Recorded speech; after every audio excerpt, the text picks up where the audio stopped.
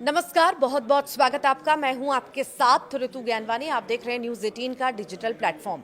आज हम बात करने वाले हैं पोलैंड के हवाई क्षेत्र में ड्रोन के झुंड की। जी हां, पोलैंड के हवाई क्षेत्र में ड्रोन का झुंड आया है, लेकिन नाटो के विमान ने उसे मार गिराया। नाटो ने तुरंत आरोप रूस पर मढ़ दिया और कह डाला कि यह हमला रूस की ओर से किया गया है।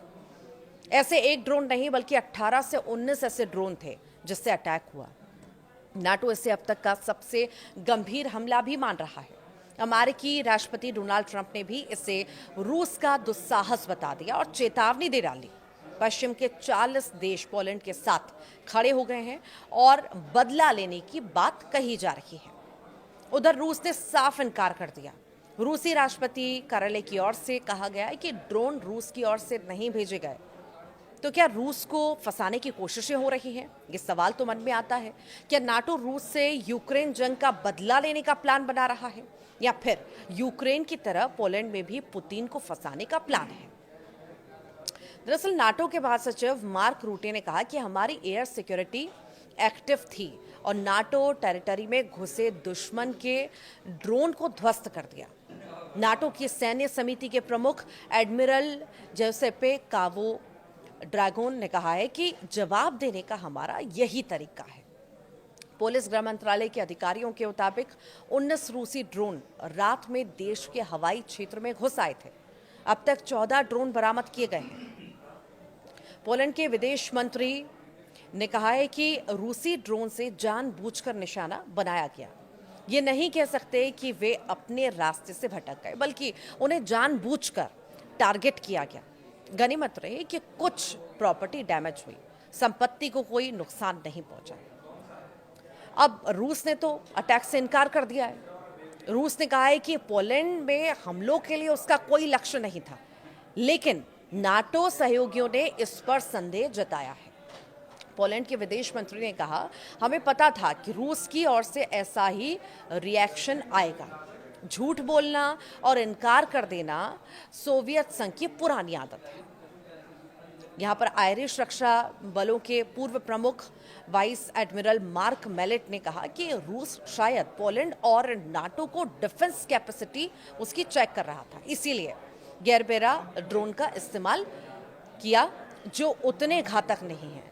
शायद रूस ये सुनिश्चित करना चाहता था कि इस हमले में कोई घायल ना हो।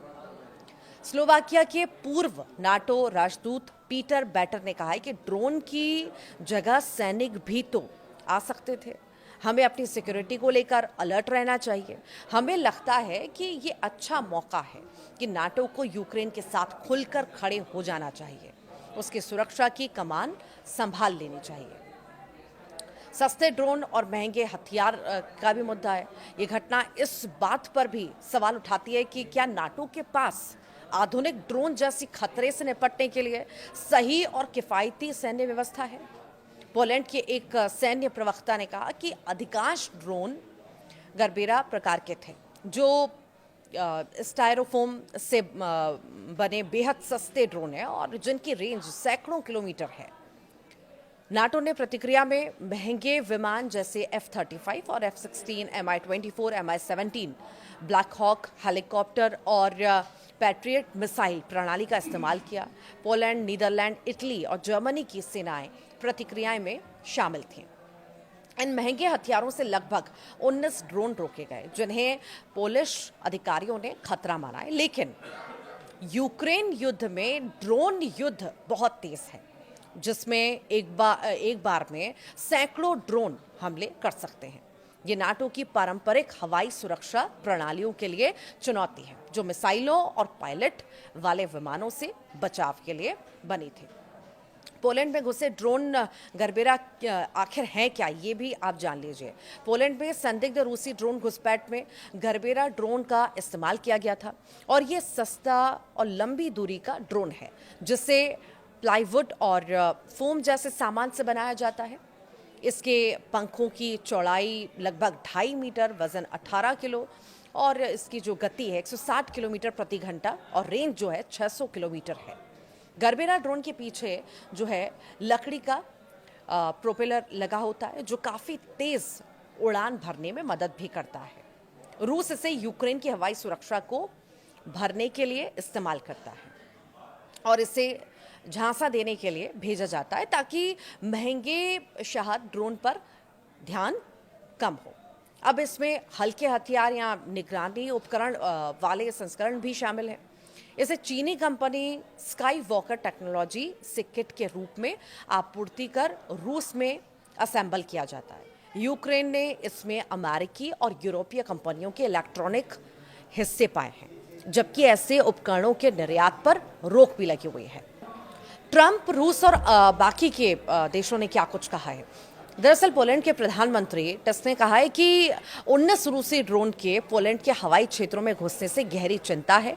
कुछ ड्रोन गिराए भी गए। रूस ने कहा है कि हमले में पोलैंड को निशाना नहीं बनाया और पोलैंड के रक्षा मंत्रालय से बातचीत को तैयार है। które bezpośrednio zagrażały naszemu bezpieczeństwu, to jest oczywiście sukces naszych i natowskich wojskowych, ale to oczywiście też zmienia sytuację polityczną. Dlatego te konsultacje sojusznicze, o których mówię, w tej chwili przybrały charakter wniosku formalnego o uruchomienie artykułu 4 Traktatu Północnoatlantyckiego.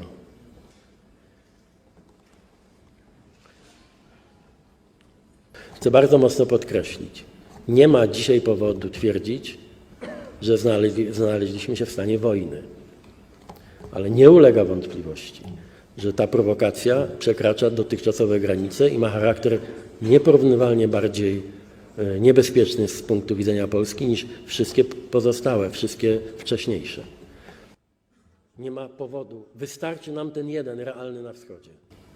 Ale ta sytuacja, która stawia nas wszystkich bliżej otwartego konfliktu, bliżej niż kiedykolwiek po II wojnie światowej. Mamy pełnoskalową wojnę za naszą granicą, ukraińsko-rosyjską, ale mamy już coś, co przekracza granicę zwykłych prowokacji u nas, na naszym niebie. I może dzisiaj trzeba znowu bardzo głośno i wyraźnie powiedzieć. Polska ma dzisiaj wroga politycznego, który nie kryje swoich wrogich zamiarów za wschodnią granicą. Dziękuję bardzo panu premierowi za przedstawienie informacji.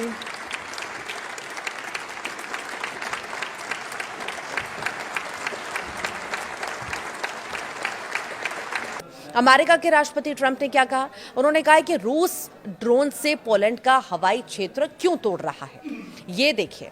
उन्होंने Poland के राष्ट्रपति से बातचीत करने का निर्णय लिया।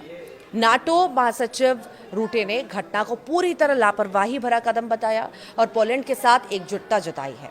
Britain के प्रधानमंत्री कीर स्टारमर ने इसे बेहद ही लापरवाह कदम बताया। इस सभी पर ये अलग अलग रिएक्शंस जो हैं सामने आए हैं। हालांकि रूस पूरी तरह से सरे से इनकार कर रहा है। आप क्या सोचते हैं इस हमले को लेकर के? ज़रूर बताइएगा कमेंट बॉक्स में।